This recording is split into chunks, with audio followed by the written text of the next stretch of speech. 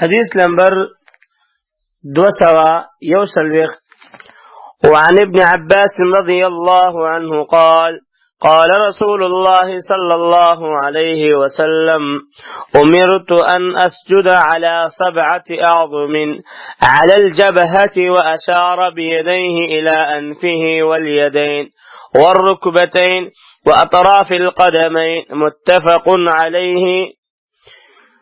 فدي حدیث کې دا مسله بیانېږي چې د هغه اندامونو بیان چې پاغه کې یا پاغه باندې سجده کیږي. د حدیث لفظي ترجمه دا ابن عباس رضی الله عنهما روایت ده. رسول الله صلی الله علیه وسلم او فرمایل ما ته د الله د طرفه حکم شوی چې زه د بدن په وړو کو سجده وکم، یعنی په تندې باندې خپل لاس سره پوزه ته اشاره وکړه، په دواړو لاسونو، په دواړو زنګنونو او دواړو خپو په طرفونو پنجو باندې. اعظم جمع د عظم دا هډوکي ته وایي، الجبهه تندې او اشاره بيديه الى انف، یعنی دا سي ول فرمایل چې والانف په دې کې اشاره ده چې دا مستقل اندام نه دی بلکې د تندین تابع دی او دا دواړه یو اندام حسابېږي. کني نه بیا خو اندامونو اته جوړیږي. د مسلم په بل روایت کې راځي چې والجبهه والانف، جبهه او انف ذکر شوی دی. یدین لاسونه دي مراد ورغوي دي، لکه د مسلم بل روایت کې راځي الکفین. او په دې وجه هم چې ید مطلق ذکر شي نو مراد تر ورغوي وي. او دا تفسیر ذکر ضرور دی چې په سجده کې د لچو کې خودلو نه منع راغلی چې سړی بخپل لچي نږدې. اطراف مراد هغه سوکی او سرونه دي. دی روایت کې ورسره ولا نکفت الثياب والشعر الفاظ هم راغلي، یعنی موږ بخپل جامې او ویښته نه بندو. یو دین معلومیږي چې په مانځه کې جامې یا ویښته بندول او راټولول لاسدي منع دي، ځکه انسان کله سجده کوي نو دا سجده هم سره سجده کوي. حدیث کې یو څو فواید. اول حدیث معلومه شوه چې په دې اندامونو سجده کول فرض دي، ځکه نبی صلی الله علیه وسلم ته الله رب العالمین د طرفه حکم شوی او امت د هغه په تابعداري باندې مکلف دی، نو هغه ته حکم امت ته هم شامل دی. دې تایید دا دی چې د بخاری په بل روایت کې راځي امرنا الفاظ راغلي، امرنا یعنی موږ ته حکم شوی دی. او د طبرانی په روایت کې دی چې امر ابن آدم، یعنی انسان ته حکم شوی دی. دویم د حدیث نه دا فائدہ معلومیږي د عذر حالات د دینه مستثنا دي. مثلا څوک په سجده کې لاس نشي لګولای یا پود نشي لګولای یا یو وخت نشي لګولای نو د منځ کېږي چې الله رب العالمین فرمایي چې فتقوا الله ما استطعتم، الله د حدود لحاظ دومره کوي څومره چې ستاسو وس وي. درېمه فائدہ حدیث نه دا معلومیږي په دې اندامونو باندې د سجدې کولو حکمت دا ده چې د بدن ښکته پورته ټول اندامونه دارنګې د کار کسب ټول اندامونه د الله رب العزت عبادت کوي او هغه ته ذلیل شي، ځکه په دې اندامونو کې او په دې اندامونو سره سجده لګولو کې الله رب العالمین ته عاجزي ښکاره کول دي او ځان الله ته ذلیل کول پکار دي. څلورمه فائدہ په دې حدیث کې دا چې دا حدیث دلیل دی په دې چې تندې او پوزه دواړه یو اندام شمارل شوي دي او په سجده کې دواړه په ځمکه لګول فرض دي، ځکه نبی علیه الصلاۃ والسلام دعا ذکر کړی دي. که چا یو ولګو او بل پورته کړو نو مونږ صحیح نه دی، ځکه فرض پرې خودل. حدیث کې نبی علیه الصلاۃ والسلام په یو سړي تیر شو چې په تندې سجده کوله او پوزه نه ولګولې، نو ته یې فرمایل پوزه دې کېده سجده سره واپس وکړه ځکه چې تاسو سجده ونه شوله. بل روایت کې راځي چې د سجدې په وخت کې خپل پوزه د تندې سره په ځمکه کې نه خوده نو د منځ نه قبلېږي، د منځ جائز دی، بیا به منځ کوي. او د نبی صلی الله علیه وسلم خپل عمل هم دا و چې همیشه به د تندې سره پوزه کې خودله.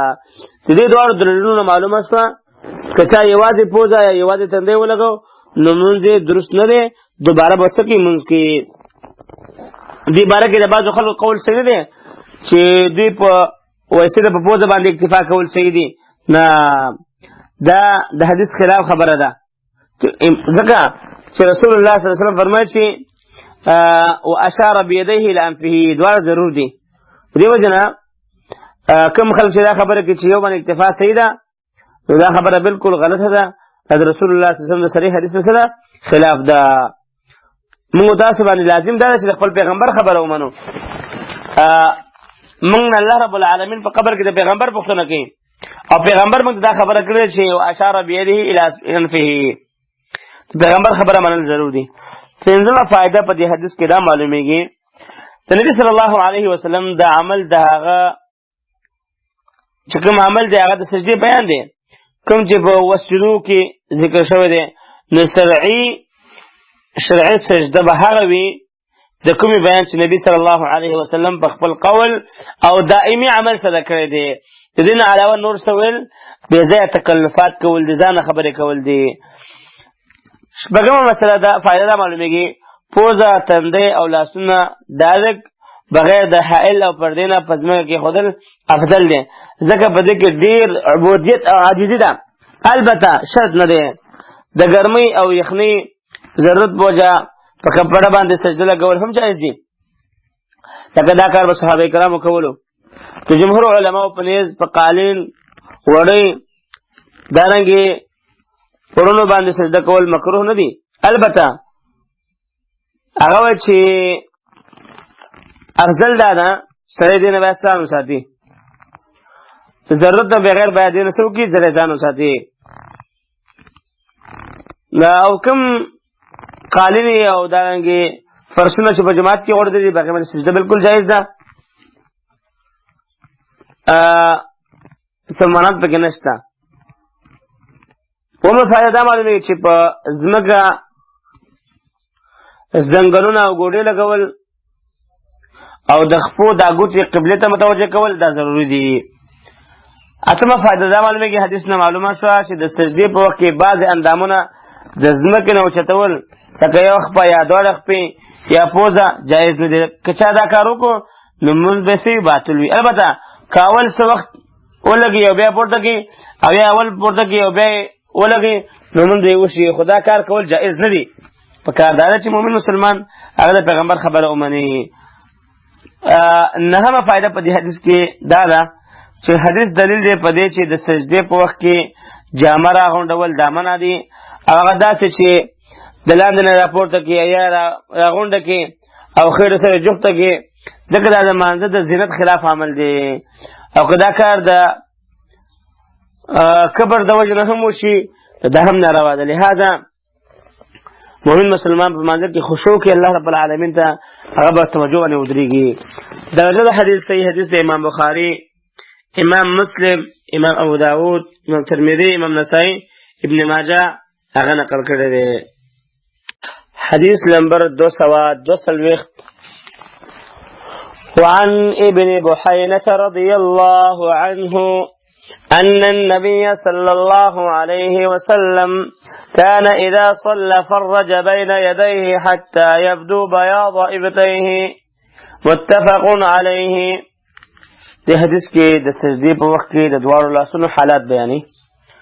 د حدیث لفظي ترجمه دا ده چې عبدالله ابن بحينة رضی الله عنه نه روایت دی چې نبی صلی الله علیه وسلم به کله لمونځ کولو او سجده به کوله نو دواړو لاسونو ترمنځ به جداوالی راوستو تر دې چې د هغه د دواړو تخرګونو د سپینوالي هغه ښکاره شو. فرج تفرید پراخوالی ته وایي، ابتیه د ابت تسنیه ده هغه ترخ ته وایي. حدیث کې یو څو فواید. اول حدیث نه معلومه شوه چې د سجدې په وخت کې به لمونځ کوونکی خپل دواړه لاسونه د دواړو اړخونو نه، پتونانو نه او خېټو نه جدا ساتي، دې دپاره چې هر یو اندام جدا جدا الله ته سجده وکړي. کله چې انسان ځان راغونډ کړي نو لکه د یو اندام په شان معلومیږي. دارنګې په دې کیفیت سره انسان د سستۍ او ناراستۍ سره هم مخامخ کېږي. لهذا چې کله انسان هر څه جدا کړي نو هغه ناراستۍ د انسان نه څه شي ختمه شي. چونکې په نورو حدیثونو کې په دې باندې امر راغلی دی، دې وجې نه په دې طریقه باندې سجده کول دا ضرور دي. دویمه فایده دا معلومیږي د تخرګونو سپینوالی دینه مراد د تخرګونو د طرفونو سپینوالی دی. نبی صلی الله علیه وسلم با چې کله په قمیص کې مونځ کولو او کله چې څادر کې دلته په څادر کې مونځ کړی او لاسونه دومره د بدن نه جدا ساتلي دي چې د تخرګونو هغه ځایونه ښکاره شوي دي او یا د تخرګونو دغه منځ مراد دی او د نبي صلی الله علیه وسلم تخرګونه د ویښتانو باوجود سپین وو د عامو خلکو غوندې نه و چې هغه تور وو ځکه نبي اکرم صلی الله علیه وسلم انتهایی ښکلی ځوان و او صفایي به هم ډېر زیاته خوښوله دې وجې نه د نبي صلی الله علیه وسلم هغه ناشنا هیئت و درېیمه فایده دا معلومیږي که په صف کې ولاړ وي نو په دې وخت کې به د خپل ملګري خیال ساتي لاسونه به په داسې طریقه نه پراخوي چې هغه ستا د وجې نه هغه ته تکلیف ورسېږي څلورمه فایده حدیث کې دا معلومیږي چې تخر عورت نه دی د دې ښکاره کېدل او د خلکو لیدل دا باک نه لري پنځمه مسله فایده په دې حدیث کې دا ده چې دې حدیث کې د سنت موافق د سجدې بیان ذکر شوی دی هغه دا چې په درې کې درې صفتونه دي په سجده کې اول چې مټې د اړخونو نه پکې ښه جدا کړي د دې لپاره چې انسان د سستۍ او ناراستۍ ښکاره کول نه لري اوسي دویم دواړه ورغې به په ځمکه باندې داسې کېښودل چې ګوتې راټولول وي او قبلې طرف ته متوجه کول وي دریم لچې د ځمکې نه پورته ساتل حدیث کې دی چې اعتدلوا فی السجود ولا يبسط احدكم ذراعيه انبساط الكلب په سجده کې نیغ اوسېږئ او په تاسو کې د څوک د سپي غوندې څنګلې په ځمکه باندې نه غوړوي دې نه منع راغلې ده حدیث کې دا مسله بیانېږي چې انسان باید هغه شان سجده وکړي کومه سجده چې نبی صلی الله علیه وسلم کړې ده او په هغې باندې انسان ته الله رب العالمین جنت ورکوي د حدیث راوي ابي بحینا د ده پوره نوم عبدالله ابن مالک ابن قشب الازدي دی او بحینا والده وه د والدې په نوم سره مشهور شوی دی کنه د پلار نوم یې مالک و دی پخوا اسلام راوړی دی او ډېر لوی زاهد تهجد گزار او نفلي روژې نیونکی او په دنیا کې ډېر بې رغبته هغه انسانو مدینې ته تقریبا په 10 میله فاصله باندې په دریم داسې به 10 میله فاصله کې تقریبا اوسېده یو مقام ته ریم مقام وایي ریم په 54 یا 58 سجده کې هغه وفات شوی دی رب العالمین دی جنت فردوس ولځای کې او ان شاء الله د صحابه مبارک زموږه ښایسته عقیده ده چې الله رب العالمین فرمایي رضی الله عنهم ورضوا عنه الله د هغوی نه راضي دی الله نه راضي دي نیک خلک او نیک اعمال یې کړي او د پیغمبر صلی الله علیه وسلم ډېر طرفداري او د پیغمبر صلی الله علیه وسلم په خدمت کې ډېر وخت تېر کړی او د نبی علیه الصلاة والسلام د هرې خبرې تابعداري یې کړې ده درجه د حدیث صحیح حدیث دی امام بخاري امام مسلم امام نسائی امام احمد نقل کړی دی صحیح حدیث دی په اعتبار د سند سره حدیث نمبر 243 وعن البراء بن عازب رضي الله عنهما قال قال رسول الله صلى الله عليه وسلم إذا سجدت فضع كفيك وارفع مرفقيك رواه مسلم دې حدیث کې هم دا مسله بیانېږي چې کله سجده کې نو خپل لاسونه اوچت ساته براء بن عازب رضی الله عنه نه روایت دی چې رسول الله صلی الله علیه وسلم فرمایل کله چې ته سجده کې نو خپل دواړه ورغوي په ځمکه کېږده او خپل دواړه څنګلې د ځمکې نه پورته کوه حدیث کې یو څو فواید. اول حدیث ته معلومه شوه چې د سجدې په وخت کې به مونځ کوونکی خپل دواړه ورغوي په ځمکه غوړوي، ګوتې به بندي او لاسونه به د ځمکې هغه باندې لګي، د پتونانو او د خېټ نه جدا کېږي، نه د هغه څنګلې به اوچتوي بره. په دې طریقه سجده کول واجب دي. دارنګې په سجده کې په دواړو ورغوي کوم ځای چې دي نو په دې کې دوه طریقې جایز دي. اول د اوږو لاندې کېښودل یا د غوږونو لاندې کېښودل، دواړه په صحیح حدیثونو کې راغلي دي. د ضرورت په وخت کې د بیماری او کمزوري په حالت کې خپل لچې د زنګونونو د پاسه کېښودلو کې حرج نشته. لکه په یو حدیث کې دي چې صحابه نبي علیه الصلاة والسلام ته د اوږدې سجدې کولو په وجه د ستړیا شکایت وکړ چې موږ ستړي شوي وو. نبي علیه الصلاة والسلام ورته په دواړو ګوډو باندې د لچو کېښودلو اجازت ورکړو چې کېږدي خیر دی. د حدیث شیخ الباني مرسل او شیخ احمد شاکر مرفوع ګرځولی دی. که صحیح شي نو دا مسله تر ثابتېږي چې د انسان چې کله ضرورت ورته وي نو کولی شي دا دواړه لاسونه لچې په هغه زنګونو باندې کېږي. او د دې تایید په دې آیات کې هم کېږي چې الله رب العالمین فرمایي فاتقوا الله ما استطعتم. د اوږدې سجدې په وخت کې مثلا د مرض او کمزوري په وخت کې دا کار کول جایز دی. دارنګې مذکوره چې کوم احکام ذکر شو په دې کې نارینه او زنانه برابر دي، ځکه صلو کما رأیتمونی اصلي، داسې منځو کې لکه څنګه چې زه منځ کوم حکم ټول ته شامل دی. نارینه زنانه ټول به د نبي صلی الله علیه وسلم د مانځه په شان منځ کې. او په کوم حدیث کې راغلی چې نبي صلی الله علیه وسلم به د دوه ښځو باندې ورتیر شو چې هغوی منځ کول. نبي صلی الله علیه وسلم ته فرمایل کله چې تاسو سجده کوئ نو د خپل بدن څه برخه په ځمکه کېږدئ، ځکه په دې کې حکم زنانه او نارینه په شان نه دی، زنانه او حکم جدا دی. وایي دا حدیث صحیح نه دی، دا مرسل دی، قابل د حجت نه دی، لہذا دا خبره بالکل صحیح نه ده. دې باندې استدلال کول هغه صحیح نه دی. برا ابن عازب د ابو عمار کنیه وه، د پلار نوم یې عازب ابن حارث ابن عدي دی، د انصارو د اوس قبیلې نه و. پلار او زوی دواړه صحابه دي. د بدر غزا په موقع باندې د وړوکوالي په وجه شریک نه کړی شو، هغه یې واپس کړی نبي علیه السلام. اولنۍ غزا چې دی پکې شریک شوی دی هغه احد یا خندق و. او دارنګې په جنگ جمل کې، جنگ صفین او د نهروان په معرکه کې د علي رضی الله عنه په ملګرو کې و. په 2 هجري کې په کوفه کې وفات شوی دی.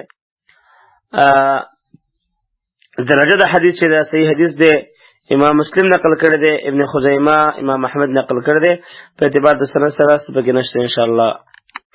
حدیث نمبر 243. وعن وائل بن حجر رضي الله عنه أن النبي صلى الله عليه وسلم كان إذا ركع فرج بين أصابعه وإذا سجد ضم أصابعه. رواه حاکم. په دې حدیث کې دا مسله بیانې چې په رکوع او سجده کې د لاسونو د ګوتو هيئت، هغه هيئت ذکر کوي. وائل بن حجر رضی الله عنه نه روایت دی، نبی صلی الله علیه وسلم با چې کله رکوع کوله نو د خپل لاس ګوتې به کلاو ساتلې، او کله به چې سجده کوله نو خپلې ګوتې به یو ځای کولې. فرج تفریج نه دی، پرانستل کلاول، ضم پیوسته کول، ملاول یو ځای کول. حدیث کې معلومه شوه چې رکوع سجده په دې طریقه پکار ده چې په رکوع کې د خپلو لاسونو ګوتې دا پرانستل کلاول پکار دي، او په دې سره دا ګونډې نیول پکار دي، ځکه په دې طریقه سره د ملا نیغوالی په ښه طریقې سره راځي. او د سجدې په حالت کې لاسونه خورول او ګوتې پیوسته کول او یو ځای کول پکار دي. دې لپاره چې قبلې ته انسان د خپلې ګوتو څخه مخامخ کړي. درجه د حدیث حسن د ابن حبان نقل کړی دی، دا قطنی. حاکم دا په 2 سندونو سره روایت کړی دی. په یو روایت کې صرف د رکوع تفریج بیان دی او بل روایت کې د سجدې د ضم بیان دی. اولنی روایت د مسلم په شرط صحیح دی، او په دویم روایت کې حشیم مدلس دی او عنعنه کړی ده. او په همدې طریقه ابن خزیمه هم روایت کړی دی. او په صحیح ابن حبان کې په یو حدیث کې دغه دواړه جملې ذکر دي. نو حافظ له پکارو چې د ابن حبان حواله یې ورکړې وای یا د دواړه جمع کړې وای او اولی د ابن حبان او بیا د حاکم حواله ورکړې وای. شیخ البانی دې مجموعي روایت ته په صحیح جامع صغیر او تقریبا 33 کې صحیح ویل دي. وصحه ابن خزيمة وابن حبان الحاكم ووافقه الذهبي قال في التلخيص وله شاهد من حديث أبي حميد عند أبي داود وعند أحمد وأبي داود والنسائي من حديث ابن مسعود البدري وفيه ثم ركع فجاف يديه ووضع يديه على ركبتيه وفرج بين أصابعه. دغه حدیث ته دغه کې مسله پکې ده خلاصونه به انسان په سجده کې هغه ګوتې قبله ته مخامخ کوي یو ځای کې به او په رکوع کې به لاسونه د ګوتې به کلاوي او دا زنګونونه به مضبوط نسی. چې کله انسان زنګونونه مضبوط ونسی نو په دې سره رکوع بیا صحیح برابرېږي د انسان ملا صحیح کېږي نه غاښېږي ځکه چې د لاسونو مضبوط شي. حديث نمبر 245 وعن عائشة رضي الله عنها قالت رأيت النبي صلى الله عليه وسلم يصلي متربعا رواه النسائي وصححه ابن خزيمة. دې حدیث کې دا مسله بیانې چې په ناسته باندې د لمونځ کولو طریقه. عائشة رضی الله عنها فرمایي ما رسول الله صلی الله علیه وسلم ولید چې هغه پرلتی والی وا منځ کولو. تربع یعنی پرلتی دیتا وای چې د خیخ په لاندې حصہ د خپل غس پتون لاندې کې او د غس په درنه حصہ د خپل پتون لاندې کې او خپل دواړه ورغوي په پتون باندې هغه سړی کیدی په پتون باندې چې ګوتې پرانستې وي لکه څنګه چې د رکوع په حالت کې پرانستې وي. په دې حدیث کې د نبی صلی الله علیه وسلم دغه مانځ بیان دی کله چې هغه د اصل غرزیدلی او خپل مبارکه ختلی وه په مانځه کې په دې طریقه باندې کېناستو. حدیث نه معلومه شوه چې په دې طریقه کېناستل د بیماري په وجه مشروع دي. بلکې حدیث کې ناشنا مسله دا بیانېږي چې ان الدین یسر دین آسان دی. شریعت الحمدلله هغه موږ ته ډېر اسانتیا راغبښه کړې ده موږ ته ډېر اسانتیا ښودلې ده. اسلام هر څه کې الحمدلله اسانتیا انسان ته ښیي. بل دا اهمیت د منځ معلومیږي چې منځ به مؤمن مسلمان په یو حالت کې نه پرېږدي. په هر حال کې به مؤمن مسلمان د الله عبادت کوي د الله بندګي به کوي. تاسو ګورئ محترمو چې صلات خوف الله رب العالمین نازل کړی دی سخت حالات دی خو لیکن منځ به نه پرېږدي.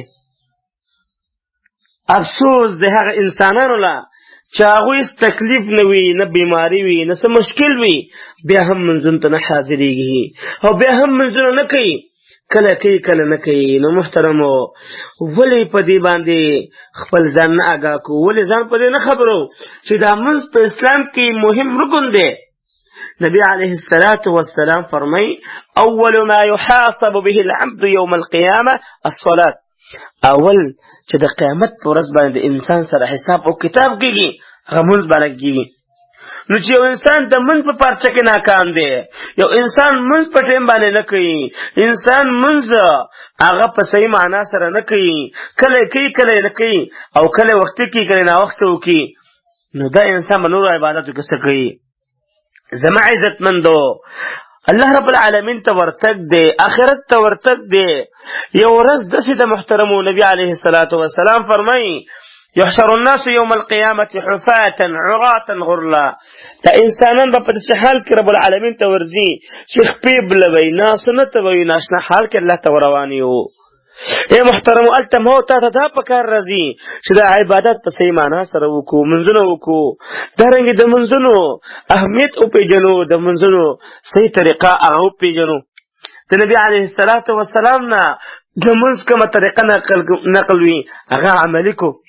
داسې نه محترمو چې د قیامت ورځ شي دا منځونه موږ تاسو کړي دا واپس په دې مخ باندې راته راوستلی شي اے عزتمندو تامل صحیح کول پکار دی الله ته ورتک پک دی رب العالمین سره ملاقات دی د حشر د قیامت ورځ ده لہذا محترمو حدیث کې دې مسئله ته اشاره ده چې یو په یو حال کې انسان مذنب دی په یو حالت کې په هر حال کې به انسان د الله رب العالمین عبادت کوي د الله بندگی وکړي درجه د حدیث صحیح حدیث دی امام نسائی امام حاکم ابن خزیمه هغه نقل کړی دی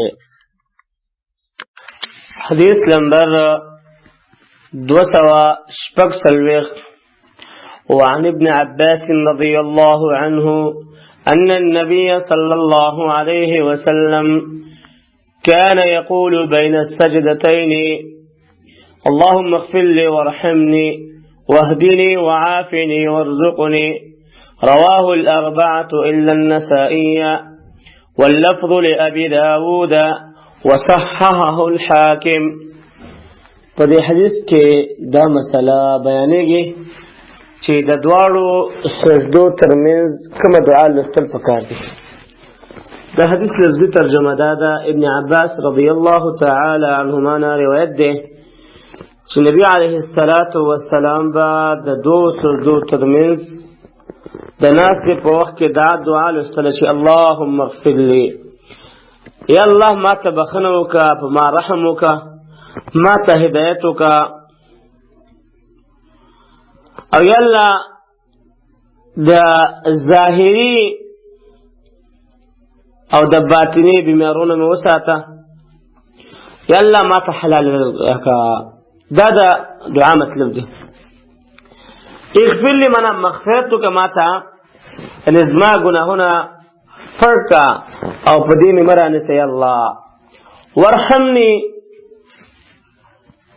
په ګناهونو باندې د پردې اچول نه پس را یا الله د دنیا او د آخرت ښېګړې والا راکړه، د دنیا او آخرت رحمتونه را باندې وکړه یا الله.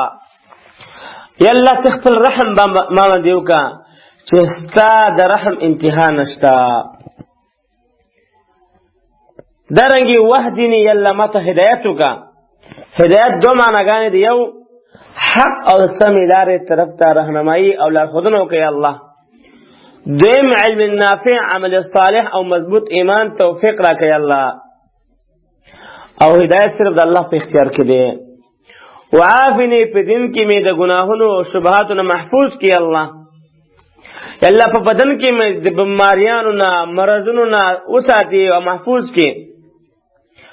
او یا الله عقل می د بیوقفتیا د قمقلتیا د غلطه سوچون نه وساتي. یا الله فضل کې می د گمراه سوچون نه او د خواهش شهاتونه یا د بل څه نه الله وساتي او د دې د بدبختیانو د سبب نه ما وساتي.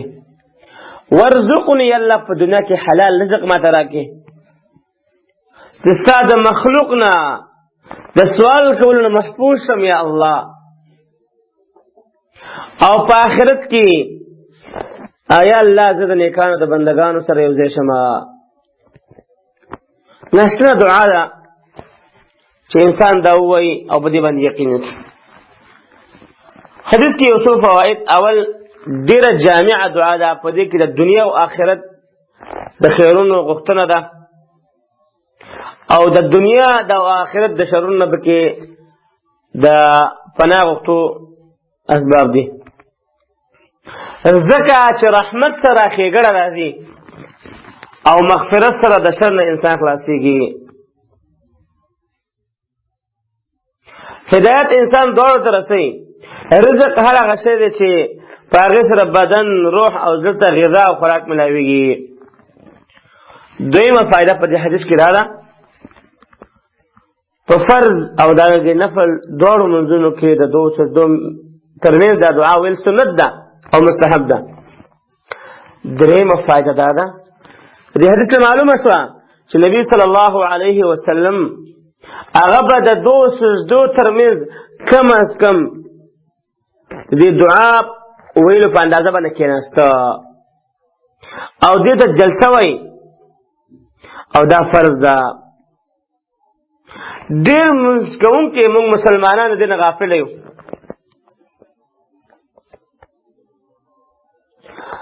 د دې دعا د نه ویلو په وجه باندې امام د اولنۍ سجدې نه راپورته شي، سم دویمې سجدې ته ځي. او په جلسه کې نقصان راولي. د دې دعا ویلو فائدہ دا ده چې دې په ویلو سره به امام او مقتدیان ټول په آرام او اطمینان سره جلسه وکړي. خبر کینې په دوی مسجد راشي. څلورمه فائدہ دې حدیث نه دا معلومیږي. د ترمذی په روایت کې دي چې ورحمنی د دې نه پس وجبرنی لفظ راغلی دی. معنا دا چې الله زما ما ګډ نقصانی حالات سکی جوړ کی. او په ابن ماجه کې ورحمنی لفظ هم راغلی دی، یعنی په ما دنیا او آخرت کې هغه رحم وکي.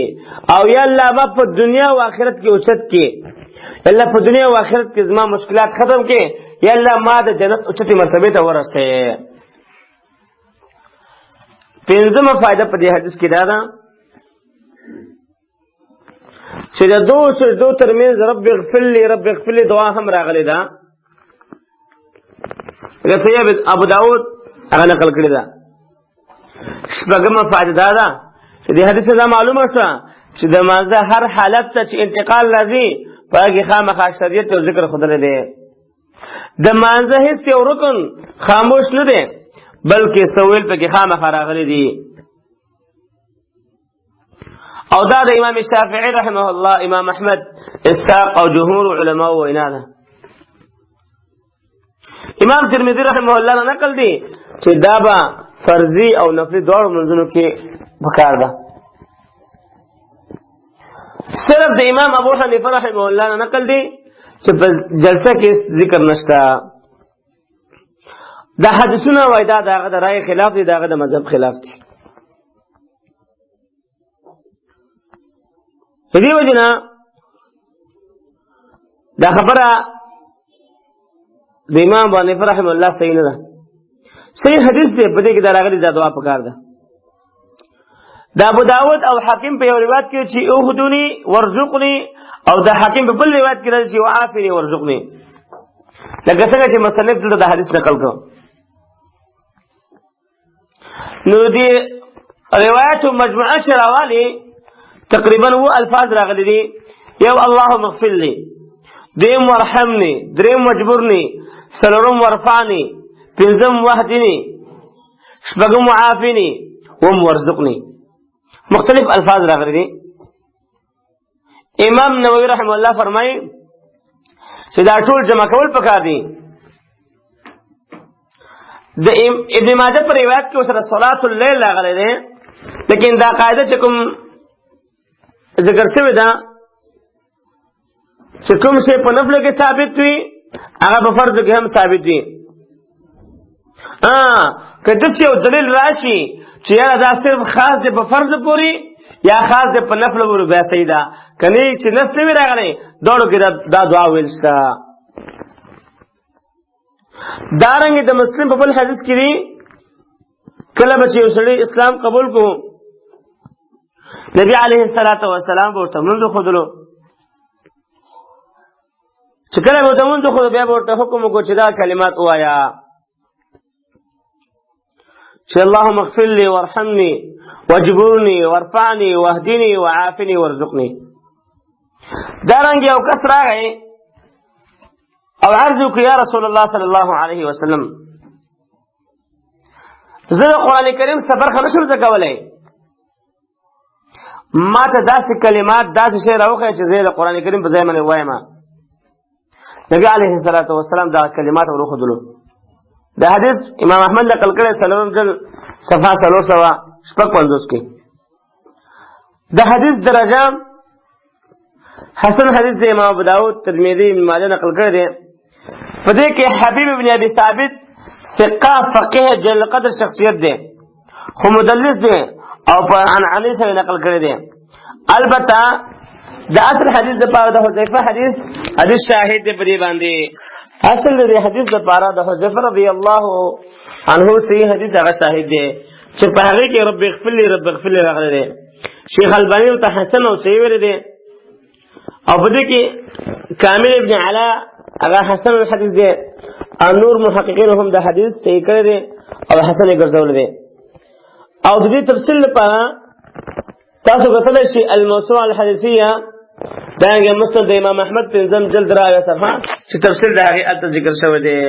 لہذا مؤمن مسلمان ما باید موږ په هغه طریقه باندې کوي کوم چې رسول الله صلی الله علیه وسلم نه نقل دی. داسې موږ به نه کوي د خپل خواهش مطابق، د خواهش مطابق موږ نه راغلی، بلکې موږ په هغه طریقه باندې پکار دی په کومه طریقه باندې چې رسول الله صلی الله علیه وسلم کړی دی. حدیث نمبر 240 وعن مالك بن حويرث رضي الله عنه أنه رأى النبي صلى الله عليه وسلم يصلي فإذا كان في وتر من صلاته لم ينهض حتى يستوي قاعدا رواه البخاري. فدې حدیث کې دا مسله بیانېږي دویم او څلورم رکعت ته د پاسېدو نه مخکې د جلسه استراحت حکم. د حدیث لفظي ترجمه دا ده چې مالک ابن حویرث رضی الله عنه نه روایت ده چې د نبی صلی الله علیه وسلم ولیدلو چې منځ کولو نو کله چې به نبی صلی الله علیه وسلم د خپل مانځه په تاق رکعت کې و نو تر هغه وخت پورې به نه پاسېده تر څو پورې چې نیغ ناست و ښه به کېناسته به پاسېده. لم ينهض من لم يقم نه به پاسېده. ویتر من طاق مراد اول رکعت دویم ته او دریم رکعت نه څلورم رکعت ته پاسېدل. فواید په دې حدیث کې دا دي. اول پس معلومه شوه چې په اول رکعت کې د دویمې سجدې کولو نه پس نیغ کېناستل او بیا پاسېدل مستحب دي او دې ته د فقهاو په اصطلاح کې جلسة الاستراحت ویل کېږي او دا د امام شافعي قول او د امام احمد نه هم یو روایت دی. او کوم علماو چې ویل دي چې دا د بوډاوالي او کمزوري د وجې نبی صلی الله علیه وسلم کړی دی نو د سنت والي د وجې نه نو دې جواب دا دی چې دا د ابو حمید رضی الله عنه په حدیث کې ذکر ده او هغه د نبی صلی الله علیه وسلم د وفات نه پس د لسو کسانو صحابه کرام په مخ کې د نبی اکرم صلی الله علیه وسلم موږ خلکو ته پیش کړي او هغه لس صحابه کرام د دې تصدیق کوي که چېرته دا د عذر په وجه ووایي نو خامخا به هغه صحابه کرامو به د دې وضاحت کړی وای چې ګوره دا خبره ته مه کوه ځکه دا خو نبي علیه السلام بیمار و یا عذر و. بل دا چې مالک ابن حویرث رضی الله عنه د نبی اکرم صلی الله علیه وسلم دغه مونځ لیدلی دی او نبی علیه الصلاة والسلام ورته فرمایل دي چې زما په شان مونځ کوئ صلو کما رأیتمونی اصلی. نو اوس چې څوک دا په عذر حملې نو دلیل باید پیش کړي ځکه اصل دا نه چې نبی صلی الله علیه وسلم څه وکړي دا د امت دپاره عام تشریع وي امت دپاره هغه جایز وي او که چېرته یو سړی وایي چې دا د عذر د وجې نه کړی دی نو د عذر دپاره به بېل دلیل پیش کوي. دویم فایده حدیث نه دا معلومېږي کوم حدیث کې چې راغلی دی چې نبي صلی الله علیه وسلم به د قدمونو په څوکو پاسېده نو په هغې کې خالد ابن ایاس راوي دی. خالد ابن ایاس راوي دی هغه ضعیف او متروک دی او په دې باره کې نور راغلي مرفوع روایتونه هم ضعیف دي. البته په ابن ابي شیبه کې د ابن مسعود علي او ابن عمر رضی الله عنهم نه په صحیح سندونو سره د ګوتو په څوکو پاسېدل نقل دي چې دې نه معلومېږي چې نبي صلی الله علیه وسلم په دې عمل هم کړی دی. نو اکثره په جلسة الاستراحت عمل کول دي ځکه دا قوي سند دی حدیث قوي دی او بل دا د رسول الله صلی الله علیه وسلم صحیح سنت دی او کله ناکله د ګوتو په څوکو هم پاسېدل پکار دی. همدا د عدل او انصاف خبره ده او په دې کې په ټولو حدیثونو باندې عمل راځي ځکه نبی صلی الله علیه وسلم د مانځه اعمال په مختلفو طریقو سره کړي دي دا په مذهبونو باندې تقسیمول نه دي پکار.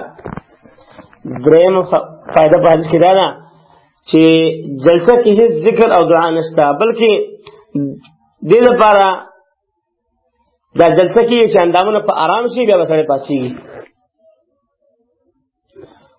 څلورمه فائدہ دا چې جلسه استراحت په درې حدیثونو کې راغلی. یو په دې حدیث کې دویم د ابو حمید ساعدي رضی الله عنه په حدیث کې چې د نهو کسانو مخې ته بیان شوی دی او هغوی دې تصدیق کړی دی.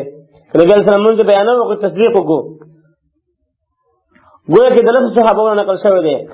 دریم د اعرابي په حدیث کې د امر په صيغه سره ذکر شوی چې اقل مرتبه دی استحباب دی، مگر امام بخاری د اعرابي په حدیث کې د ابن نمیر په روایت کې دا الفاظ چې حتی تطمئن جالسا و دا الفاظ چې د اشار ګرځولې دی.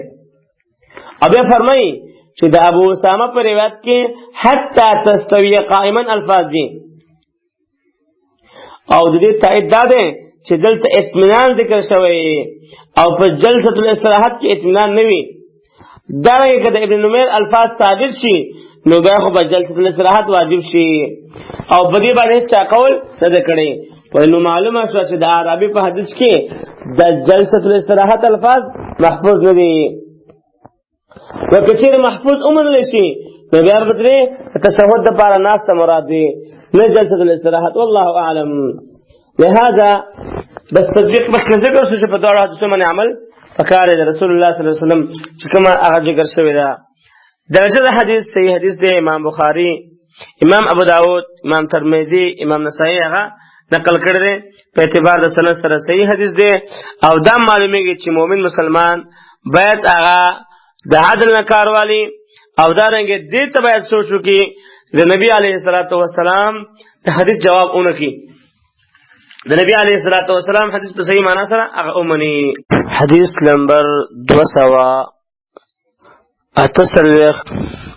وعن أنس بن مالك رضي الله عنه أن رسول الله صلى الله عليه وسلم قنت شهرا بعد الركوع يدعو على أحياء من أحياء العرب ثم تركه متفق عليه ولأحمد والدارقطني نحوه من وجه آخر وزاد وأما في الصبح فلم يزل يقنت حتى فارق الدنيا.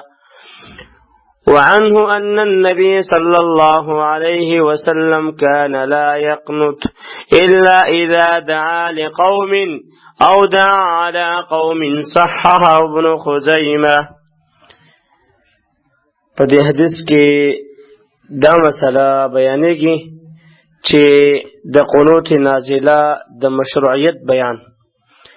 د حدیث لفظي ترجمه دا ده. انس رضی الله عنه روایت ده چې نبی کریم صلی الله علیه وسلم د رکوع نفس یو میاش پوری قنوت نازله لستله او بیا پرېښودله. په دې کې به نبی صلی الله علیه وسلم لوز ماتونکو یو څو عربي قبایلو ته خیرې کولې. په احمد او دارقطني کې په یو بل سند سره دا شان روایت شوی دی. البته په هغې کې دا اضافه ده چې هر سهار منځ کې به نبی علیه الصلاۃ والسلام دا خیره کوله دې خلکو ته و تر دې پورې چې دنیا نه رحلت وکړو. مطلب هر منځ کې به دا کار کوله. سهار قنتا قنوت په عربي ژبه کې لس معنا لري: دعا، قیام، تضرع، سکون، خاموشی، طاعت، منز، خشوع، عبادت، طول القیام. په هر ځای کې به د هغې مناسبه معنا مراد وي. دلته مراد د فقهاو په نیز په مانځه کې په ولاړه دعا غوښتل دي. احیاء جمع د حی ده، قبیلې ته وایي. اصل کې واقعه داسې وه چې رسول الله صلی الله علیه وسلم د مسجد نبوي آبادونکي 80 قاریان اصحاب صفا د اهل نجد بنو عامر قبیلې ته لېږلي وو چې هغوی اسلام ته راوبلي، هغوی ته قرآن وښیي. نو کله چې دوی د بئر معونه ته ورسېدل نو عامر ابن طفیل د بنو سلیم د قبیلو سره لکه رعل، زکوان، عصیه په شریکه باندې دوی دا قاریان قتل کړل. نو دوی چې کله قتل کړل صرف یو صحابي په دې کې پاتې شو چې هغه کعب بن زید انصاري رضی الله عنه هغه د هغوی نه راخلاص شو. لږ سا پکې وه دا هغوی دا ګمانو چې دا هم مړ شوی دی او ختم دی، خو لیکن هغه ژوندی و. تر دې چې هغه د خندق په غزا کې بیا شهید شو. عامر ابن امیه الضمري پکې قیدي شو. دا واقعات د هجرت په 4 کال د سفر په میاشت کې د احد د غزا نه 4 میاشتې تقریبا وروسته راپېښه شوې وه. رسول الله صلی الله علیه وسلم د دوی په دې وژلو باندې ډېر سخت خفه شو. یو خو دا د قرآن علماو دوی موجه دا ده چې دا بېګناه ووژلی شو. دا ډېر لوی مصیبت و چې احد غزا ته نږدې را راغلی و. انس بن مالک رضی الله عنه فرمایي چې ما رسول الله صلی الله علیه وسلم بل چا باندې دومره نو ولې چې خفه شوي لکه څنګه چې په دې قاریانو باندې خفه شو، ځکه علماو او قاریانو او بېګناه ووژلی شو. حدیث کې یو څو فواید. اول، قنوت په 2 قسمه دی. یو قنوت الوتر دی، دویم قنوت نازله ده. قنوت وتر یعنی دعای قنوت چې په وترو کې ویل کېږي اللهم اهدنا فيمن هديت، دا د رکوع نه مخکې ویل کېږي. دویم قنوت نازله. قنوت نازله هغه دعا چې مسلمانانو باندې د کافرو د حملې د مصیبت د وجنه یا سبل یو مشکل راشي، مسلمانان بیا قنوت نازله کوي. نو په دې حدیث کې د قنوت نازله ذکر دی. حدیث معلومه شو چې د مصیبت راتلو په وخت کې په مانځه کې کافر تخیره کول پکار دي. دویمه فائدہ په دې حدیث کې دا ده چې دا په ټولو منځونو کې لستل مسنون او مستحب دی. لکه په دې حدیث کې چې نبی صلی الله علیه وسلم پر لپسې په ټولو منځونو کې قنوت نازله کړې ده. یو میاشت پورې نبی علیه الصلاۃ والسلام قنوت نازله لستله او دا قبایل ته به خیره کولې، او دا قنوت به د رکوع نه پس تسل کېږي، د رکوع نه پس. او په دې باره کې ډېر حدیثونه راغلي دي. او د رکوع نه مخکې د نبی کریم صلی الله علیه وسلم نه قنوت نازله ویل ثابت نه دي. لکه تفصیل زاد المعاد اول جل 202 کې، فتح الباری دویم جل 392 کې کتلی شي. درېیمه فائدہ دا ده چې کله ضرورت پوره شي نو قنوت نازله پرېښودل پکار دي، ځکه دا د ضرورت دپاره مشروع دی. همیشوالی باندې کول پکار نه دي. همدا معنا د دې ټکي ده چې ثم ترکه، د پرېښودو معنا دا نه ده چې قنوت ویل منسوخ شو، نه، چې کله حاجت پوره شي بس بیا پرېږده. څلورمه فائدہ په دې حدیث کې دا معلومیږي چې د احمد او دارقطنی په روایت کې چې کوم زیادت راغلی چې د سبا په مانځه کې به همیشه دپاره قنوت لستو، نو دا روایت ضعیف دی. که چېرته صحیح شي نو دې مطلب به دا وي چې د مصیبت راتلو په وخت کې به نبی صلی الله علیه وسلم همیشه دپاره قنوت نازله لستله. یا دا چې ابن قیم رحمه الله فرمایي دې روایت کې د قنوت نه مراد دعای قنوت نه ده، بلکې ټول قیام اوږده ودرېدل مراد دي. یعنې نبی صلی الله علیه وسلم یوه میاشت پورې د رکوع نه پس قنوت نازله ویل او بیا یې پرېښوده، لیکن د رکوع نه پس بیا هم دغه شان د سهار مانځه کې د ذکر دپاره ودرېده او په قومه کې به ډېر ایسارېده. دارنګې د رکوع نه مخکې به یې اوږد قرائت کولو. خلاصه دا ده چې همیشه دپاره د سهار په مانځه کې بغیر د ضرورت نه قنوت لوستل ثابت نه دي. د حاجت په وخت کې په ټولو منځونو کې ثابت دي، لکه راتلونکي حادثو باندې دلایل دي. دارنګې پنځمه فائده دا ده، دا ښکاره معلومه شوه چې نبی علیه الصلاة والسلام په غیبو خبر نه و. که چېرته پیغمبر علیه الصلاة والسلام په غیبو باندې خبر وای نو دغه 80 صحابه کرام به مرګ دپاره نه وی لېږلی. دته خو دا پته نه وه چې دا به ځي او هلته به دا ظالمان څه کوي، قتلی او دا شهیدان کی دا بیا صحابه کرام. نو دا عقیده د قرآن او حدیث خلاف ده. څوک چې دا خبره کوي نبی علیه الصلاۃ والسلام په غیب باندې پوهیږي، نه دروغ وایي، غلطه خبره کوي. که نبی علیه الصلاۃ والسلام په غیب باندې خبر وایي نو د اویا صحابه کرام به نه لېږلی. شپږمه فائده دا معلومیږي اسلام د تبلیغ دین دی. د مبلغین او جماعتونه هر وخت تیارول پکار دي.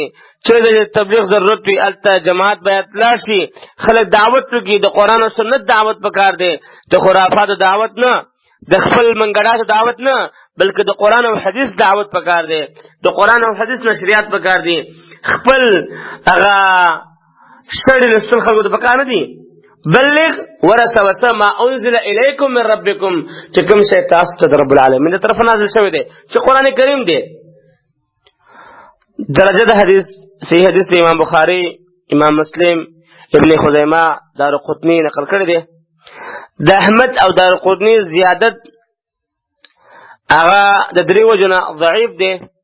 یو په دې کې ابو جعفر رازی عیسی ابن ماهان راوی دی، دا د اکثرو په نیز باندې سیء الحفظ دی او غیر قوي دی. دویم وجه د ضعف دا ده چې ربیع ابن انس اگر که صدوق دی لیکن اوهام لري. ابن حبان فرمایي دغه حدیث نه محدثین ځان ساتي کوم چې د ابو جعفر روایت کړی دی، ځکه د په روایت کې هغه ډېر اضطراب دی. دریم وجه د ضعف دا ده دا متن منکر دی، ځکه د صحیحینو د مخکې حدیث خلاف دی چې پای کې دا راغلی دی چې قنوت صرف یو میاشت ویلی دی او دوامن یې باندې نه دی کړی. او دغه راویان اکثر اوثق نه دی وایي. دا کوم روایت چې هغوی همیشوالي دپاره ذکر کړی دغه راویان دا څه دي؟ دا ضعیف دي. او دا د یو میاشتې والا وایي دا راویان څه دي؟ دا څخه دي. تفسیر دی کې نور کتابونو کې کتلی شي لکه فتح الباری وغیره کې. وعنه رضي الله عنه أن النبي صلى الله عليه وسلم كان لا يقنط إلا إذا دعا لقوم أو دعا على قوم. صححه ابن خزيمة. دي حدیث کې دا مسله بیانېږي چې قنوت نازله به په کومه موقع باندې کوي. د انس رضی الله عنه روایت دی چې نبی صلی الله علیه وسلم به صرف په هغه وخت کې قنوت نازله کوله چې کله به یو قوم ته خیره کوله او یا به دعا ورته کوله. حدیث کې یو څو فواید. اول حدیث نه معلومه شوه چې قنوت نازله به نبی کریم صلی الله علیه وسلم صرف په هغه وخت کې کوله کله به چې دې ضرورت را پیښ شو. مثلا چاته به دعا کوله لکه بخاري او مسلم کې دي چې نبی صلی الله علیه وسلم به په مانځه کې د رکوع نه پس ولید ابن ولید، سلم ابن هشام، عیاش ابن ابي ربيعه رضی الله عنهم ته چې په مکه کې قیدیانو دعا کوله او د هغوی نومونه به یې اخیستل چې الله دې کسانو نجات ورکړي. او یا به چا د خیرې کولې لکه مخکې حدیث کې چې رعل، زکوان، رسیه قبیلو ته یو میاشت پورې خیرې کولې، ځکه چې دوی بیرمعونه کې اویا قاریان او د دین مبلغین هغه شهیدان کړي. دویمه فائده د حدیث معلومه شوه چې نبی کریم صلی الله علیه وسلم به همیشه د پاره مسلسل قنوت نازله نه لستله لکه څنګه چې مخکې حدیث کې تیر شو. دریمه فائده دا معلومیږي د قنوت نازله ویلو طریقه دا ده چې د مانځه په اخر رکعت کې به د رکوع او د سمع الله لمن حمیده پس دواړه لاسونه اوچت کې په جهر سره به دعا غواړي او مقتدیان به ورمنې سوی امین لکه څنګه چې په حدیثو کې دا ثابت ده. دارنګه څلورمه فائده دا معلومیږي قنوت نازله چونکه د وخت او حالاتو مناسب ولیکيږي، دې وجنه د دې خاص الفاظ مقرر نه دي. د موقع مناسب هر لفظ ویل جائز دي. عمر فاروق رضی الله عنه داسې الفاظ نقل دي چې اللهم اغفر للمؤمنين والمؤمنات والمسلمين والمسلمات وألف بين قلوبهم وأصلح ذات بينهم وانصرهم على عدوك وعدوهم اللهم لعن كفرة أهل الكتاب الذين يصدون عن سبيلك ويكذبون رسلك ويقاتلون أولياءك. اللهم خالف بين كلمتهم وزلزل أقدامهم وأنزل بهم بأسك الذي لا ترده عن القوم المجرمين. سنن الكبرى د بهقي کې د مسند عبدالرزاق کې هغه راخصي دي او د دې نه پس په دوړ لاسونه پریدي او سجده ته بلاش. پنځمه فائدہ په دې حدیث کې دا ده په قنوت نازله کې دراغلو حدیثونو معلومیږي چې په شروع کې به په پنځه واړو منځونو کې کوي بیا څه وخت وروسته تیر صرف په سهار او ماښام منځ کې پکار دی او بیا صرف یو څو وخت بعد بیا پرې خودل پکار دی او چې کله ضرورت پوره شو دینه بعد بیا قنوت نازله پکار نه ده. لکه د احادیثو دا خبره معلومیږي او په دې سره جمع بین الاحاديث هم راځي. درجه د حدیث صحیح حدیث د ابن خزیمه السلسله الصحیحه او دارنګه بخاری هم د حدیث نقل کړی دی او دارنګه د الفاظ د چې کانه اذا اراد ان يدعو على احد او يدعو لاحد قنت بعد الركوع رسول الله صلی الله علیه وسلم بچاته د خیری یا دعا کول په وخت کې چاله به خیرا کوله نو د رکوع نه بعد به قنوت نازله بس کوله. دیو جنا کله کله قنوت نازله د مثبت وخت کې هغه جائز ده. حدیث نمبر 250 وعن سعد بن طارق الأشجعي قال قلت لأبي يا أبتي إنك قد صليت خلف رسول الله صلى الله عليه وسلم وأبي بكر وعمر وعثمان وعلي أفكانوا يقنتون في الفجر قالوا أي بني محدث رواه الخمسة إلا أبا داود. د حدیث کې دا مسله بیانې همیشه لپاره په غیر د سبب په سحر کې قنوت ویل ثابت نه دي. سعد ابن طارق اشجعي رضی الله عنه وايي ما خپل پلار ته ویل پلاره تا خو د سحر په مانځ کې تا خو د رسول الله صلی الله علیه وسلم ابو بکر عثمان او علی رضی الله عنه پسې منځونه کړی دي نو یا هغوی به د سحر په مانځ کې قنوت ویل او کنه وای هغه جواب وکړ چې اے بچیا ته چې کومه خبره کوي ماته دا د رسول الله صلی الله علیه وسلم بارکه چې کومه وینا کوي چې مطلب ما د رسول الله صلی الله علیه وسلم ابو بکر صدیق رضی الله تعالی عنہ پسې کوم منځونه کړی دي نو قنوت نازله بارکه نو هغه ول چې اے زویا دا نوې شی دی دا ابو داود نه علاوه احمد ترمذی نه صحیح روایت کړی دی دا نوې شی مطلب دا دی چې دا هر وخت سار مسکې نه کله کله د ضرورت په وخت کې باید وشي. حدیث معلومه شو چې د سختي حادثه مصیبت په وخت کې باید قنوت نازله ویل شي او څه مصیبت نه وي او حادثه نه وي اسی قنوت نازله رسول په کار نه دي. دا د حدیث کې چې دا صحابي د صحابه مانځ کې قنوت لستو او دې رسول ته بدعت ویل دي نو دینه مراد په عام حالاتو کې دي چې عام حالاتو کې قنوت نازله ته ضرورت نه وي او خلک لګي قنوت نازله کوي لکه شوافی همیشه د بار په سحر کې لولي په دې کې د قنوت نازله نفي د مراد ځکه هغه خو په اتفاق سره هر چاته معلومه ده چې قنوت نازله مشروع او جائز ده. که چېرته بیا هم د قنوت نازله مراد شي نو بیا به داسې ویل کېږي چې په دې حدیث کې دې نفي ده او په نورو حدیثونو کې دې اثبات ده نه اثبات مقدمي په نفي باندې او داسې ویل پکار دي چې د بعد نبی اکرم صلی الله علیه وسلم صحابه کرام پسې هغه منځونه کړی وي چې په هغه کې به قنوت نه وي ځکه چې هغه بس حدیثونه راغلي کنه خو لیکن بهر حال دا حدیث چې دلته مراد د قنوت ته همیشه دوام ده چې همیشه رسول الله صلی الله علیه وسلم باندې کړي د ضرورت او د حادثه په وخت کې هغه پکار دی او ته چې د خپل زوی ته ولې یا بنیا محدثون چې دا نه وکړ دی نو دی به کېدای شي د رسول الله صلی الله علیه وسلم مسکړي خو لیکن هغه منځونو کې شرکت کړی وي چې کوم کې نبی علیه الصلاه والسلام قنوت نازله نه ویلي درجه د حدیث صحیح حدیث د امام ترمذی، امام نسائی، ابن ماجه نقل کړي. امام ترمذی حسن ګرځول دي، شیخ بسان دارنګ شیخ البانی هغه صحیح ګرځول دي.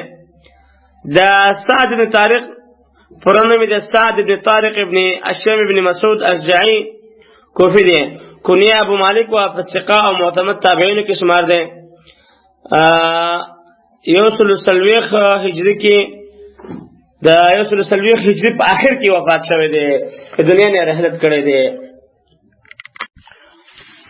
حدیث نمبر 251. وعن الحسن بن علي رضي الله عنهما قال علمني رسول الله صلى الله عليه وسلم كلمات أقولهن في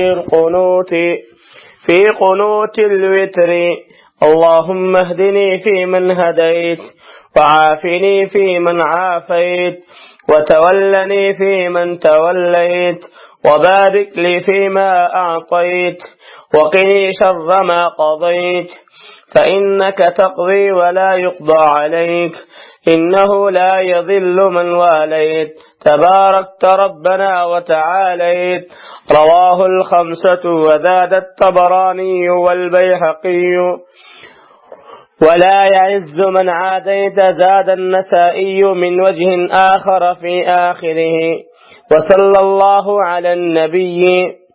وللبيهقي عن ابن عباس رضي الله عنه كان رسول الله صلى الله عليه وسلم يعلمنا دعاء ندعو به في القنوت من صلاة الصبح وفي سنده ضعف. په دې حدیث کې دا مسله بیانې چې د وترو د دعای قنوت بیان. د حدیث لفظي ترجمه دا حسن بن علي رضي الله عنه مات رسول الله صلى الله عليه وسلم سکلمات راو خدل چې زبه د وتر په دعا کې لولم او هغه دا دی الله ما ته هدایت وکي او په هدایت مندونکو خلکو کې مې شامل کې، الله ما ته جوړخ راکې او په خلکو کې مې داخل کې چې ته هغه ته جوړخ ورکړې دي او ته مطلب هغه له صحت ورکړې دي او په خلکو کې زما سرپرستو کې چې دا هغه سرپرستی الله تا کړی ده. ای الله پاک سره کې برکت واچې کوم چې تا راکړې دي ماته، او د کوم شر او بدی چې تا فیصله کړې دی الله دا غینا ما محفوظ کا، ځکه چې فیصله هم تکي او صاحب په خلاف څوک فیصله نشي کولای. او هغه څوک چې نظر لګي ته داغه مدد کې یا الله ته برکت والا او انتهایی اوچت شان دی الله ستا ما کې برکت واچي او زما په مال کې وغیرو کې برکت واچي. امام نسائی په یو بل روایت کې د دعا په آخر کې دا هم زیات کړی دی چې او الله دې رحمتونه راولېږي په نبی صلی الله علیه وسلم باندې. او په بیهقی کې د ابن عباس رضی الله عنه نقل دی چې هغه فرمایي و رسول الله صلی الله علیه وسلم به مونږ ته یو دعا را ښودله چې هغه به مونږ د سهار په قنوت کې لوستله، خو د دې په سند کې کمزوري ده. د الفاظو تشریح اهدنی فی من هدیت یعنی ما ته هدایت وکړه او په هغه خلکو نبیان صدیقین شهدا صالحین کې مې شامل کا چې هغوی ته تا هدایت کړی دی. دلته دا من دا په معنی د ما سره دی، عافین من د هر قسم ظاهری او باطنی دینی او دنیوي مرضونه شبهاتونه شهواتونه مې الله وساتي او یا الله پاغه چا کې مې داخل کی چې هغوی سره تا دا کار کړی دی. تولنی د موالات نه دی دوستی کولو ته وایي. بارک لی ما خپل فضل او خپل مهرباني راکه.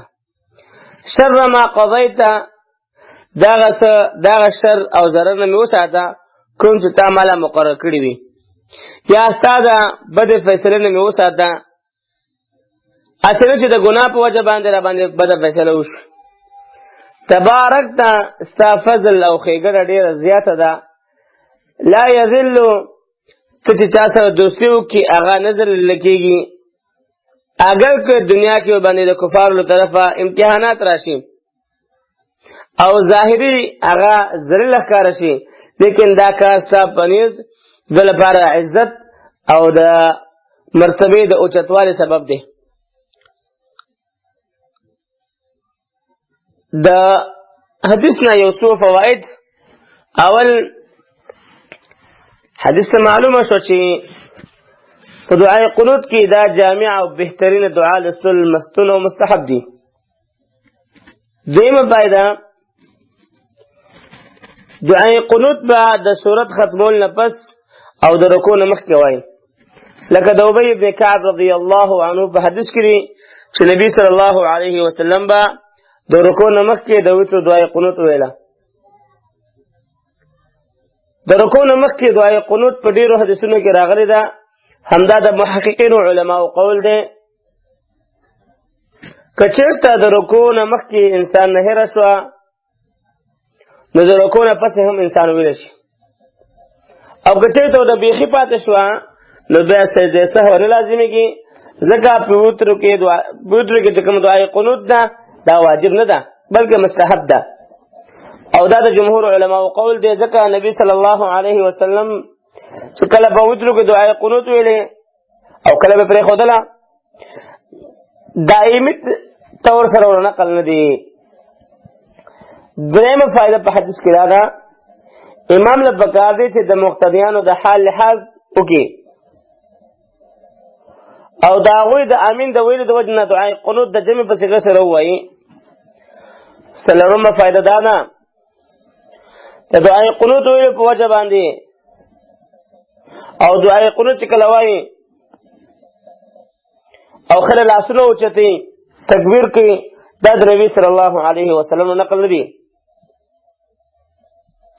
او د دعا په شکل باندې لاسونه نیول او اوچتول دا د ابن مسعود رضی الله عنه نقل دي.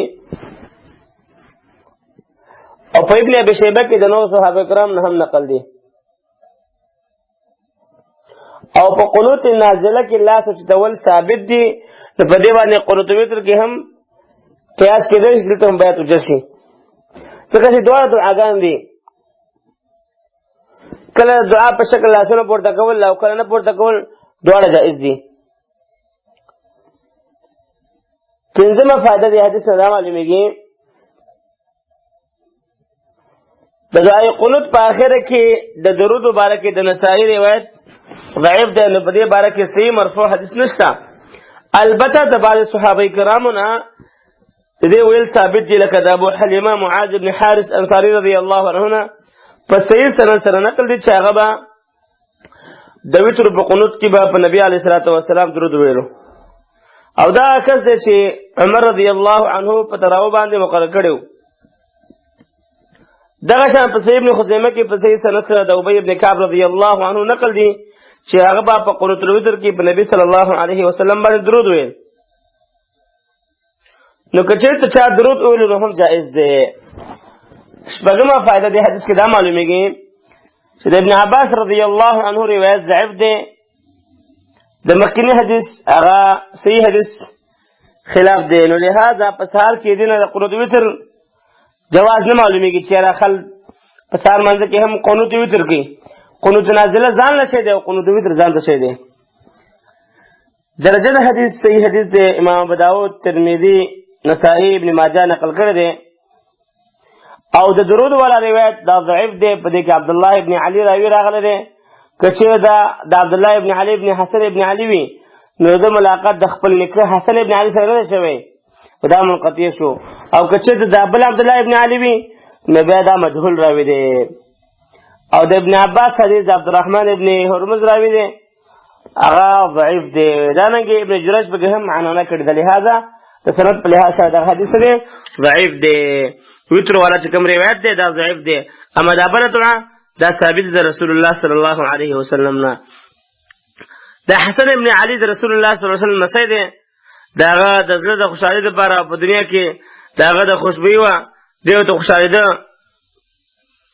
او د ورور حسین په د جنت ځوانانو سره د جنت په ځوانانو کې سردار وي. او حسن چې دا په 3 کال د هجرت کې پیدا شوی او د نبی علیه الصلاۃ والسلام د وفات کېدو په وخت کې د عمر 8 کاله و. د خپل پلار علی رضی الله عنه د شهادت نه پس په عراق او خراسان نه اخو دې علاقو کې د مسلمانانو خلیفہ جوړ شوی دی. لیکن د خلافت نه و میاشتې وروسته په جمادی اوله 1 هجري کې د امیر معاویه رضی الله عنه د جنگ لپاره کوم چې په شام باندې د والد علی رضی الله عنه په ولایت کې گورنر و، په عراق کې لوی لښکر راجمع کړی و. نو دواړه عراقي او شامي لښکرې په مسکن مقام کې راجمع شو. حسن رضی الله عنه چې د لښکرې وګټي نو د مسلمانانو د جنګېدو نه ویرېده، د خلافت نظام ویسته او په معاویه رضی الله عنه باندې د صلح دپاره د شرطونو لګولو نه پس د هغه په حق کې د خبرې وکړلې، اعلان یې وکړو دې لپاره چې د مسلمانانو ترمنځ هغه وینه توی نه شي. او دا پیشنګویي وه چې رسول الله صلی الله علیه وسلم فرمایلي وو. ابوبکر رضی الله عنه وایي ما د نبي صلی الله علیه وسلم نه په داسې حال کې واورېدل چې منبر د پاسه ناست و او حسن رضی الله عنه د خواته ناست و. نبي علیه الصلاۃ والسلام په یو نظر خلکو ته کتل او په بل نظر حسن ته وی فرمایل زما دا زوی سردار دی او کېدای شي چې الله رب العالمین د دې په وجه د مسلمانانو د دوه لویو ډلو ترمنځ هغه جوړوالی راولي. هغه پیشنګویي رښتونې شوله. د خپله مدینې ته واپس شو، په 9 هجري کې وفات شو او جنت البقیع کې دفن شو. ډېر بردبار انسان، بزرګ انسان و او ډېر ناشنا شخصیت و. او دا کار د د لوی مناقبو نه شمارل کېږي چې د مسلمانانو په منځ کې د صلح وکړله او ډېر د غیرت کار یې وکړو او د رسول الله صلی الله علیه وسلم هغه پیشنګویي هغه صادقه شوله. حدیث نمبر 252 وعن أبي هريرة رضي الله عنه قال قال رسول الله صلى الله عليه وسلم إذا سجد أحدكم فلا يبرك كما يبرك البعير وليضع يديه قبل ركبتيه أخرجه 3 وهو أقوى من حديث وائل رأيت النبي صلى الله عليه وسلم إذا سجد وضع ركبتيه قبل يديه أخرجه 4 فإن للأول شاهدا من حديث ابن عمر وصححه ابن خزيمة وذكره البخاري معلقا موقوفا. په دې حدیث کې د سجدې د تلو طریقه بیانې چې کله انسان سجدې لځي باید په کومه طریقه باندې لاړ شي. د حدیث لفظي ترجمه دا ده. ابو هريره رضی الله عنه روایت دی چې رسول الله صلی الله علیه وسلم فرمایل کله چې په تاسو کې څوک سجده کوي نو داسې دې نه کیني څنګه چې اوښ کیني او دله پکار دی چې خپل دواړه لاسونه د خپل دواړو ګوډو نه مخکې په ځمکه کېږدي. اول د لاسونه کېږدي بیا د زنګنونو کېږدي. ترمذي، نسائی، ابن ماجه 3 واړو روایت کړی دی. او د ابو هريره رضی الله عنه دا حدیث د وائل ابن حجر رضی الله عنه دغه حدیث نه د سند پر لحاظ سره قوي دی چې په هغې کې فرمایي ما نبي علیه الصلاۃ والسلام ولیده چې کله به سجده کوله نو خپل دواړه زنګنونه به د خپل لاسونو نه مخکې کېښودل په ځمکه باندې. دا 4 واره روایت کړی دی. اولنی حدیث ځکه قوي دی ځکه چې دې حدیث دپاره د ابن عمر رضی الله عنه د حدیث نه هم هغه شاهد شته چې دې ابن خزیمه هم صحیح ویل دي او بخاری دا معلقا او موقوفا ذکر کړی دی. د الفاظ تشریح دا ده چې فلا یبرک بروک د اوخ چوکېدو او کېناستو ته وایي. للاول نه مراد د ابو هريره رضی الله عنه حدیث دی. شاهدن تائید شته چې د حدیث ته تقویت رسی چې دا ذکر شوی دی. ابن عمر رضی الله عنهم روایت کړی دی مرفوعا. ذکره دا شاهد ذکر کړی دی معلقا. معلق مطلب دا چې سند الله نه ذکر کړی، لیکن معلقات امام بخاری چې په صيغه د جزم سره وي نو د مستنداتو په حکم کې وي، مطلب مسند وي. موقوفا یعنی د نافع قول دی چې ابن عمر رضی الله عنه با خپل دواړه لاسونه د خپل زنګنو نه مخکې په ځمکه باندې کېښودل. حدیث کې یو څو فواید. اول دا اولنی حدیث نه معلومه شوه چې د سجدې په وخت کې د اوښ د کېناستو سره مشابهت کول منع دي. اوښ چې کله کېني نو اول دواړه زنګنونه په ځمکه باندې کېږدي او لاسونه ودري او بیا وروسته پرېږدي. او د دې نه منع راغله ځکه چې تاسو د اوښ په شان باندې مه کېنئ. د اوښ د ګوډې په مخکینو لاسونو کې دي، نو کله چې اوښ کېني نو په لاسونو کېني مخکې هغه لګي او بیا خپې لګي. نو د دې نه انسان منع شو چې تاسو مخکې زنګون مه لګوئ بلکې لاسونه مخکې لګوئ. اول لاسونه ولګوه بیا زنګنونه. دویم په صحیح بخاري کې د ابن عمر رضی الله عنه نه هم داسې نقل دی چې هغه به د سجدې په وخت کې اول لاسونه لګول بیا زنګونان، چې په دې سره د ابو هريره رضی الله عنه د حدیث تایید راځي.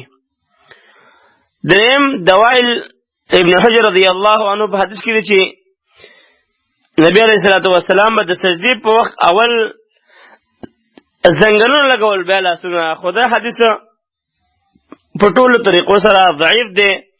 دې وجې نه د ابو هريره رضی الله عنه د حدیث مقابله نشي کولی.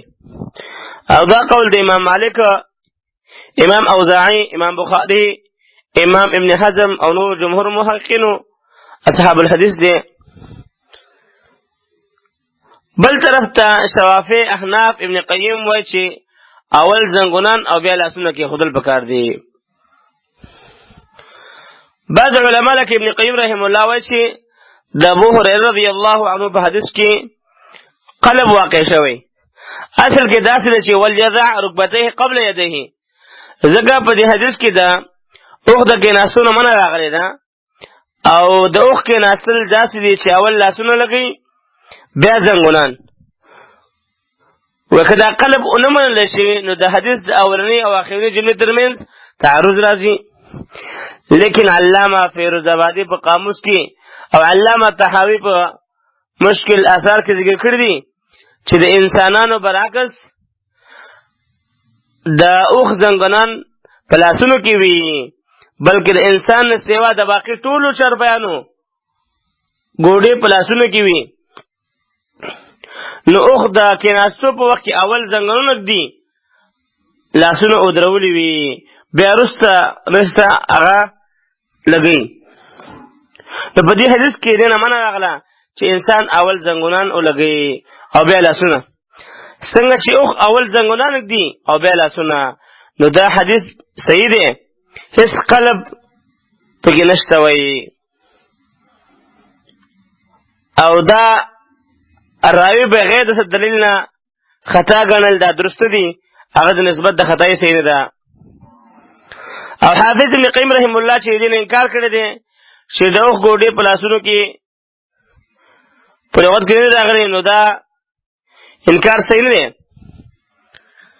ځکه چې د هجرت په واقع کې د سراقه ابن مالک رضی الله عنه په حدیث کې دي چې فساخت یدا فرسی فی الارض حتی بلغتا رکبتین.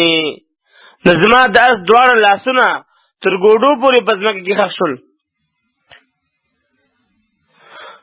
ګوره هلته چې دواړه لاسونه مراد دي، که بالفرض دواړه حدیثونو کې تعارض هم ومنل شي نو د ابو هريره حدیث هغه د وائل ابن حجر په حدیث باندې راجح دی، ځکه اولنی حدیث قولی دی او دویم فعلی، او د اصول حدیث دا یو قاعده ده چې تعارض په وخت کې قولی حدیث په فعلی حدیث باندې راجح وي. ابن حزم اولنی طریقه واجبه ګڼي، د دې وجه نه د امر هغه وایي چې د کیسه راځي د څه کار دی وکړي، دا کوم حدیث ذکر شو، مګر شیخ الاسلام ابن تیمیه رحمه الله هغه دواړه جایز دي. همدا راجح ځکه اختلاف پر راجح او مرجوح کې دی او دې کې اختلاف په کار دی که څوک زنګرونه مخکې ویسي هم خیر دی او که څوک لاسونه هم مخکې ویسي خیر دی، په دې کې لانجې په کار نه دی او اختلاف په کار نه دی. درجه د حدیث صحیح حدیث دی، حدیث ابو هريره صحیح دی، امام ابو داود ترمذی نسائی نقل کړی دی. د ابو هريره رضی الله عنه حدیث صحیح دی. د وائل ابن حجر په حدیث کې هغه چې شریک قاضي راوي دی، هغه د خپل حافظې د کمزوري په وجه باندې ضعیف دی. او بل دا حدیث چې هغه ذکر کېږي هغه ځان له ذکر کېږي، هغه سره په دې کې نور ملګري نشته، لهذا حدیث د وائل چې دی د سند په لحاظ باندې کمزور دی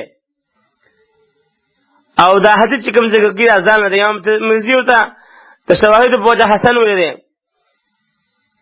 لیکن نور علما دا خبره کوي چې امام ترمذي چې کوم شواهد ذکر کوي هغه هم ضعیف دي، نو نور علما دا حدیث حسن هم نه ګرځي. لہذا که یو سړی اول سجدې لځي لاسونه ویسي بیا زنګونونه هم صحیح ده، او که یو سړی اول زنګونونه ویسي او بیا لاسونه هم صحیح ده، لہذا په دې کې لانجې په کار نه دي. حدیث نمبر 253 وعن ابن عمر رضي الله عنهما أن رسول الله صلى الله عليه وسلم كان إذا قعد للتشهد وضع يده اليسرى على ركبتيه اليسرى واليمنى على اليمنى وعقد 53 وأشار بإصبعه السبابة. رواه مسلم. وفي رواية له وقبض أصابعه كلها وأشار بالتي تلي الإبهام. فدي حدیث کی دا مسئلہ بیانی چې د تشهد په وخت کې به دواړه لاسونه په پتنونو باندې څنګه ږدي. د حدیث لفظي ترجمه دا ده چې ابن عمر رضی الله تعالی عنهما نه روایت ده رسول الله صلی الله علیه وسلم به چې کله تشهد ته التحیات لپاره کېناسته نو خپل ګس لاس به په خپله ګسه ګوډه او ښي لاس به په خپله ښې ګوډه باندې کېښوده او 50 غوټه به یې جوړه کړه او په خپله مسواکي ګوتې به اشاره کوله. او د مسلم په یو روایت کې دي خپلې ټولې ګوتې به راغونډې کړې او په هغې ګوتې سره به اشاره کوله چې هغه نږدې وه، مطلب هغه ګوته چې هغه غټې ګوتې ته نږدې وه، یعنې مسواکي ګوته.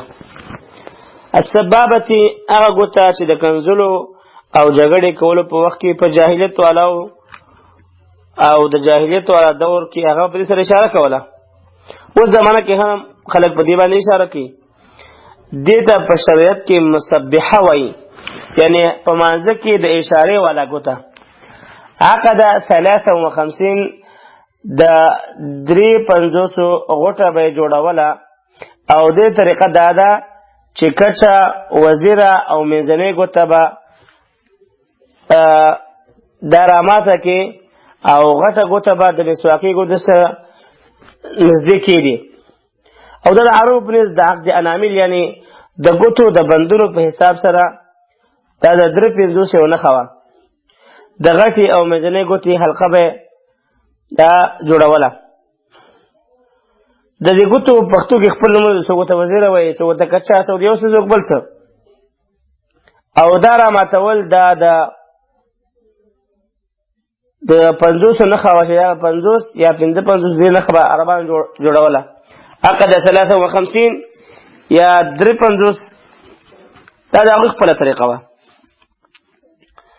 حدیث کې یو څو فواید. اول حدیث نه معلومه شوه چې په تشهد کې به دا کومه طریقه چې ذکر شوه دا طریقه ناسته دا مسنون او مستحب دی. هغه طریقه دا چې ګس لاس به په ګس پتون کې دی او ښي لاس به په ښي پتون باندې او اشاره به کوي او دا د اشارې یو طریقه ده. دویمه طریقه په اشاره باندې کې دا چې د ښي لاس ټولې ګوتې به راغونډې کړي او په مسواکي ګوتې سره به اشاره وکړي. دریمه طریقه په ابو داود کې د وائل بن حجر رضی الله عنه په حدیث کې راغلي چې د غټې او منځنۍ ګوتې نه به حلقه جوړه کړي او په مسواکي ګوتې به اشاره وکړي. دا ټول طریقې مسنون او مستحب دي. کله په یو طریقه کله په بله طریقه عمل کول پکار دي.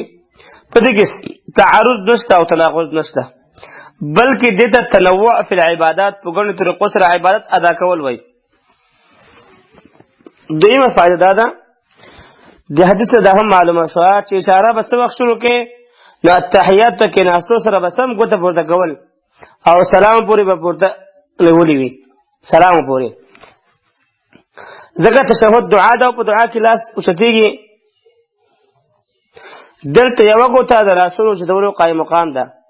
د مسلم په روایت کې چې کان اذا قعد فی التشهد او بل روایت کې چې اذا قعد يدعو چې دې دا معلومه کې چې قاعده ته کېناستو سره سم په دې سره وګوته اوچته او تر څو پورې چې دعا کوي یعنی تشهد نه تر سلام ګرځولو پورې دا ګوته بنک دی تا پورته نیولې وي. د تشهد نواله تر اخره پورې دعا او ثنا هغه ډول باندې مشتمل دی. او هر چې د لا اله په وخت کې ګوته اوچتول او د الا الله په وخت کې کته کول څنګه چې دا بعضې خلک دا طریقه کوي نو دا په هېڅ یو صحیح حدیث کې نشته. دا خلکو د ځان نه جوړه کړې ده، محض عقلي خبره ده چې په نفع کې به ګوته اوچتې او په اثبات کې به اږدي. دین چې دی دا موږ ته په نقل باندې راغلی دی، په عقل باندې بنا نه دی. لهذا دا حدیث کې نشته دا خبره چې دا پر لا اله الا الله کې به اوچتې او په الا الله کې به کته کې نه. څلورمه فایده په دې حدیث کې دا ده د اشارې کولو ډېر حکمتونه دي. اول حکمت په دې سره دعا کولی شي، مسلم شریف کې دا روایت دی. دویم په دې کې د الله توحید ته اشاره ده چې الله جل جلاله یو ذات دی، لکه مجموع الزوائد دویم جلد صفحه 333 کې راځي. دریم مقصد او حکمت په دې کې هغه شیطان ذلیل کول دي. حدیث کې دا په شیطان باندې دا د ټوپک نه هم سخته لګېږي. لکه امام احمد دا روایت نقل کړی دویم جلد 286 کې او دارنګې 288 کې. څلورم حکمت په دې کې دا دی چې په دې سره منګزار د خطا او سهو نه بچ کېږي. لکه حمیدی دویم جلد صفحه 288، ابو اعلی دویم جلد صفحه 258 کې صفات الصلات کې هم صفحه 102 کې نقل کړی ده. پنځم فائدہ دا چې په عام حدیثونو کې صرف اشاره کول راغلي دي او د وائل بن حجر رضی الله عنه په حدیث کې ګوته خدول هم راغلي دي. نو دواړه جائز طریقې دي. او د عبد الله بن زبیر رضی الله عنه په کوم حدیث کې چې راغلي دي چې ګوته به نه خوځوله، ابو داود نسائی وایي دا ټوکړه پکې شاذ ده. لکه دې مکمل بیان ابن قیم رحم الله شیخ البانی کړی دی په زاد المعاد په اول جلد صفحه 50 کې صفات الصلات کې صفحه 120 کې. البته خوځول هم په طریقه سره پکار دي، ډېر زیات خوځول پکار نه دي. دې لپاره چې نور منګزار د هغوی خوشو خراب نه شي او د هغوی توجه خراب نه شي، په آرام آرام سره خوځول پکار دي. شپږمه فائده په دې حدیث کې دا معلومیږي اشاره به داخل لاس په ګوته کې که چېرته د یو انسان خلاص پر کړی شوی نو ګس لاس یا بل ګوت سره اشاره کول نشته. ومه فائدہ معلومه کې چې د اشارې په وخت کې به خپل نظر د خپل ګوت نه اړې تر څه ابو داود کې راځي کان اذا قعد في التشهد دغه معلومه شو چې اشاره به صرف په قعده کې کول شي د دوه سجدو ترمنځ او نه په جلسه استراحت کې کې بینه کې صرف اخیری قاعده چې کې ناسره او دا یې اوله قاعده کې چې قاعده ته کې ناسره هغه وخت کې امدا معنا چې اذا جلس في الصلاه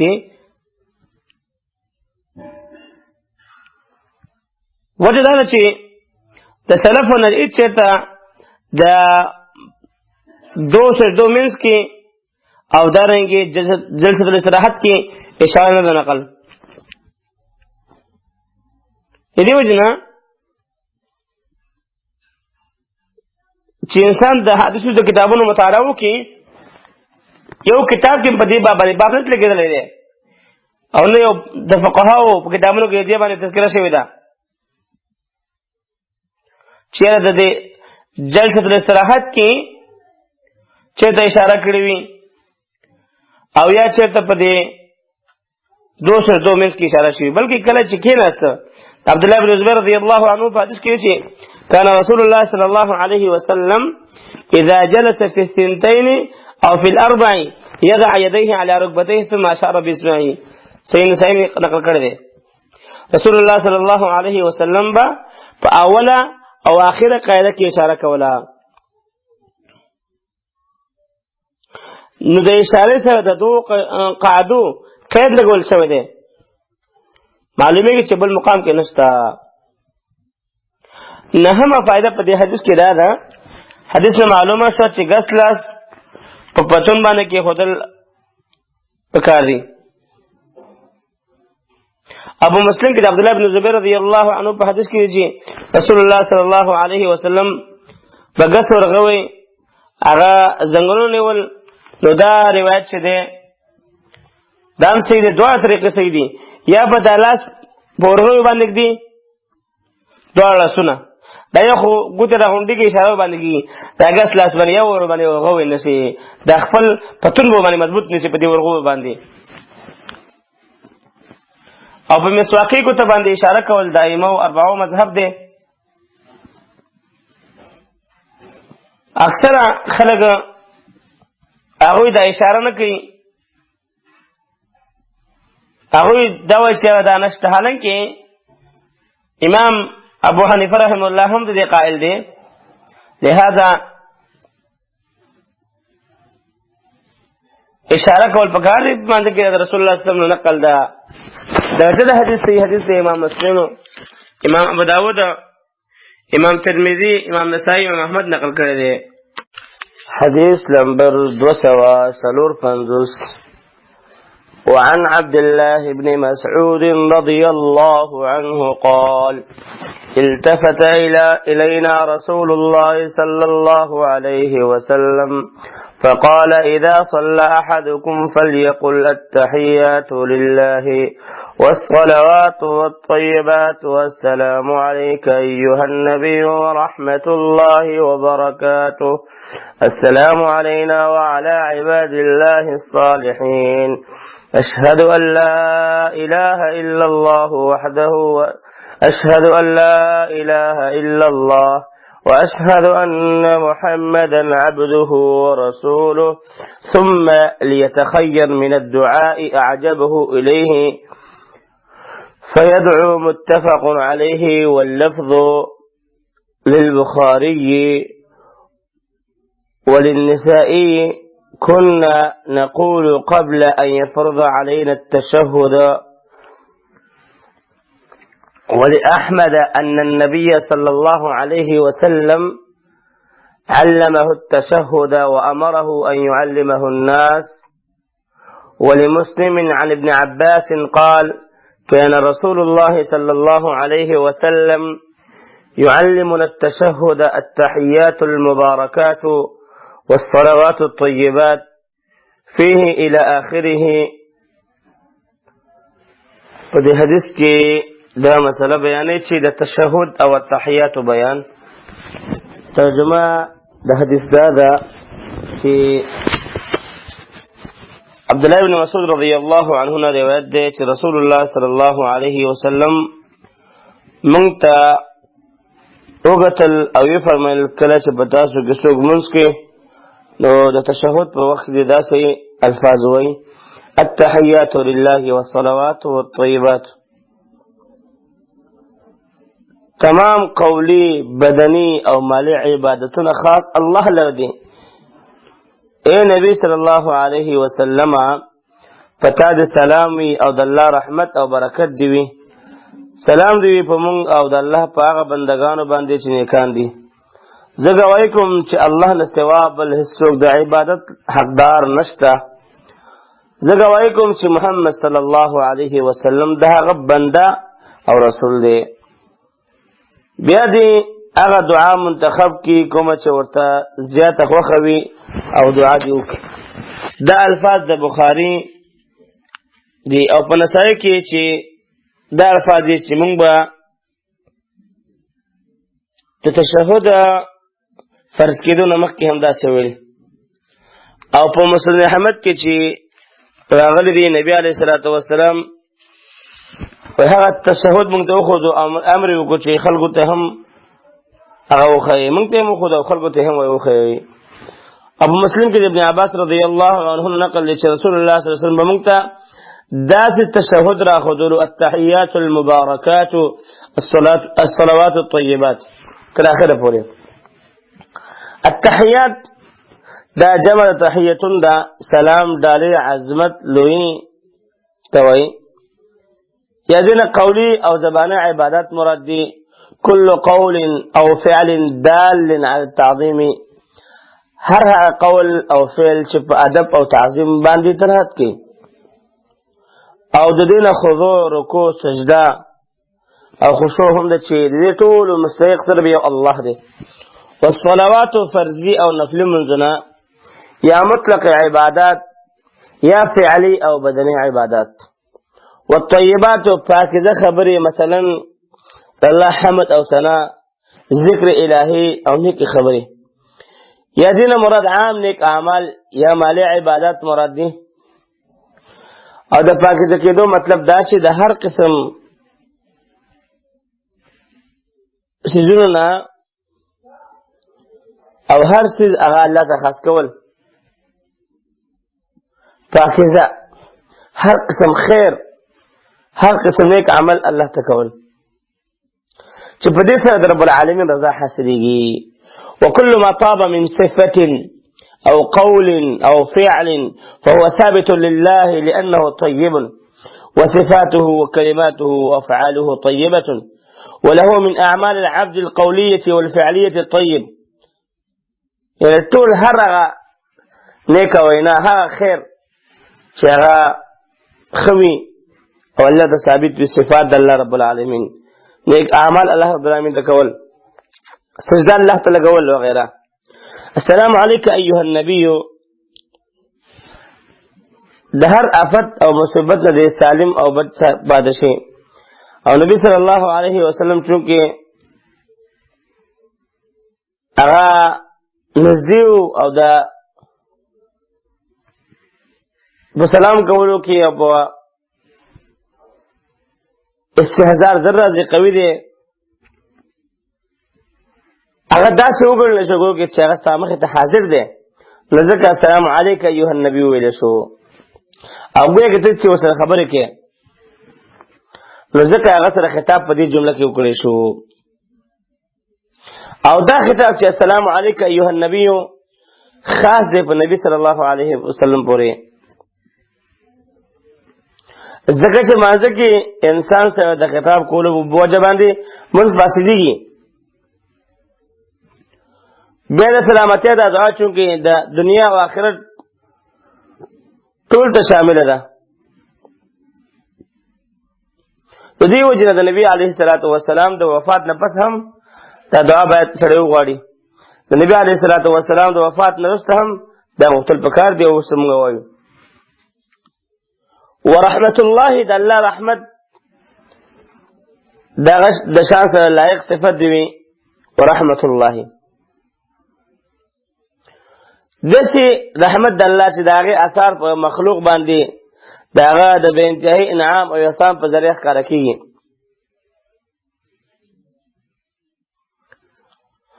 وبرکاته برکت نما او زیادت ته وای د الله برکت په خپل نبی صلی الله علیه وسلم باندې داغه په ژوند کې په خوراک کې اسفاق کې او په تمامو کارونو کې ول برکت راشي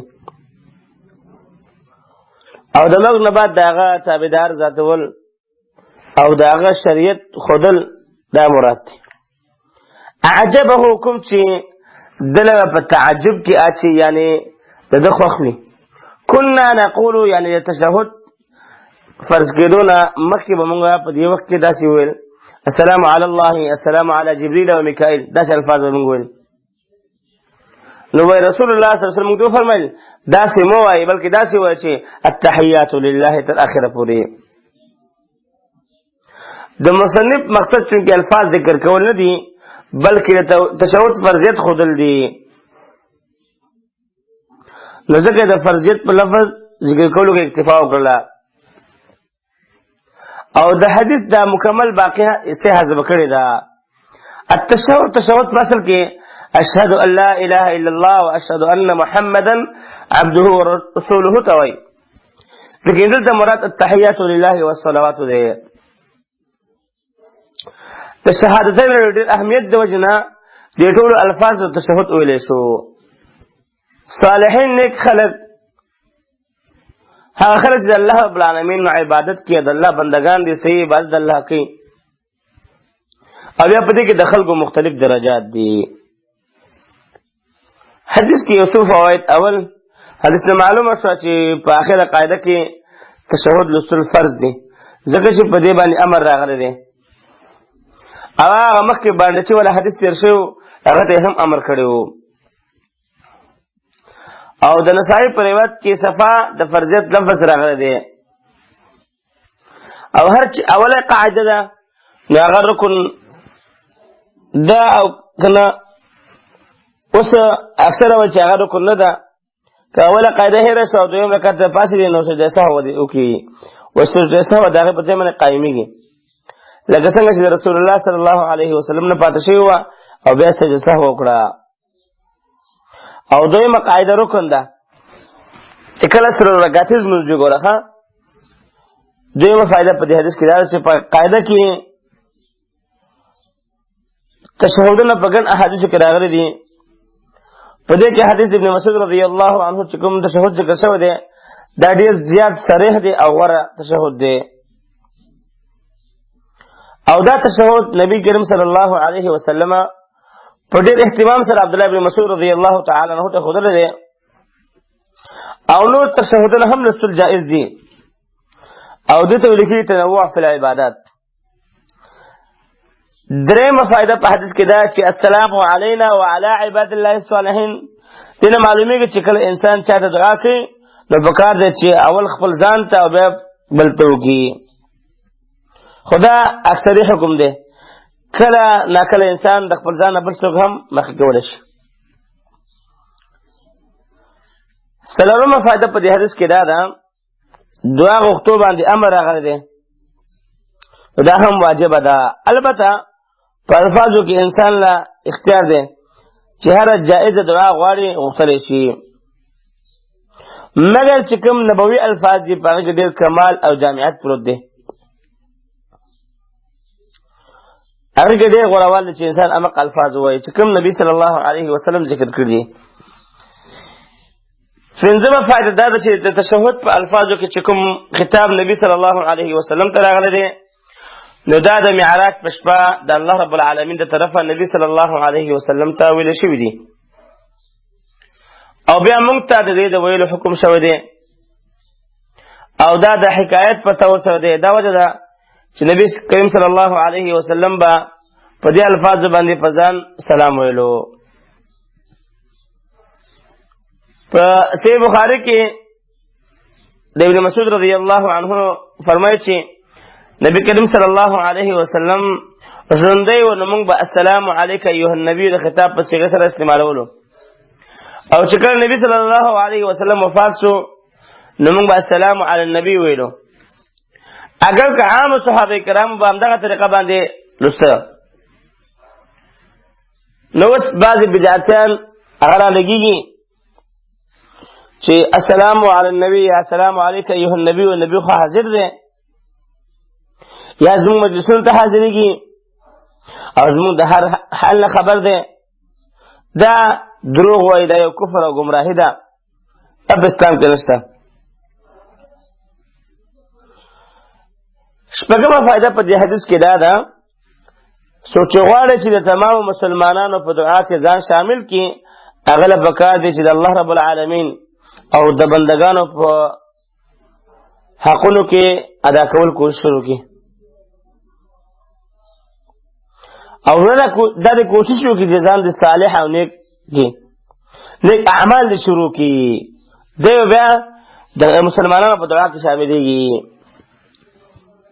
اومه فائدہ په دې حدیث کې دا ده چې عبده و رسوله کې په دو ډلو باندې رد دی. یو هغه څوک چې محمد صلی الله علیه وسلم د الله بنده نه ګڼي، بلکې په غیب باندې پوهه او د نفع ضرر ورکولو مالک ګڼي، او دا وایي چې پیغمبر اسلام د کائناتو واکدار او اختیارمند ګڼي، نو په هغوی باندې رد دی چې نه، عبده د الله بنده دی.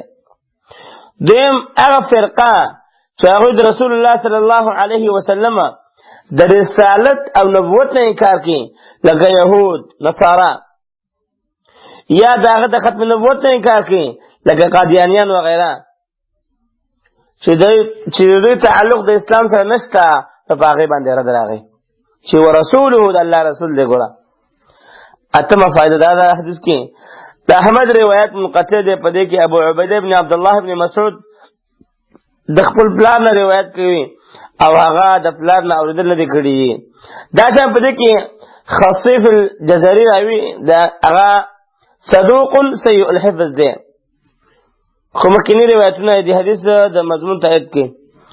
نهمه فائده د حدیث کې دا ده، د حدیث د ظاهر نه معلومیږي چې دعا به د تشهد نه پس او درود نه مخکې غواړي، مګر د راتلونکي حدیث نه صراحتا معلومیږي چې دعا به د تشهد او درود دواړو نه پس غواړي. او دا صحیح خبره ده چې اول به تشهد وکړي او بیا به تشهد نه بعد هغه درود ووایي په نبي صلی الله علیه وسلم باندې، د دې نه بعد بیا به دعاګانې وکړي، لکه اللهم انی اعوذ بک من عذاب القبر واعوذ بک من فتنة المسيح الدجال واعوذ بک من فتنة المحيا والممات.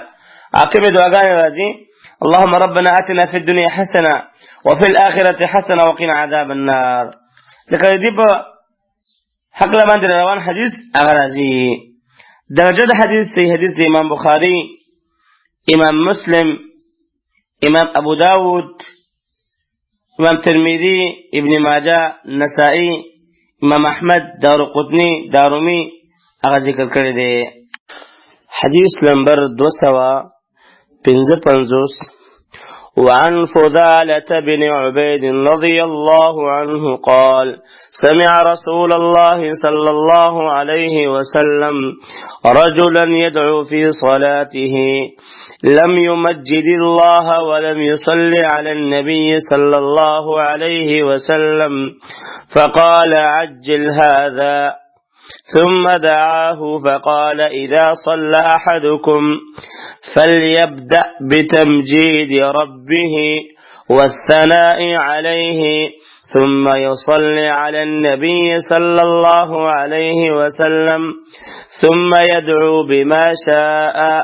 رواه أحمد والثلاثة وصححه الترمذي وابن حبان والحاكم.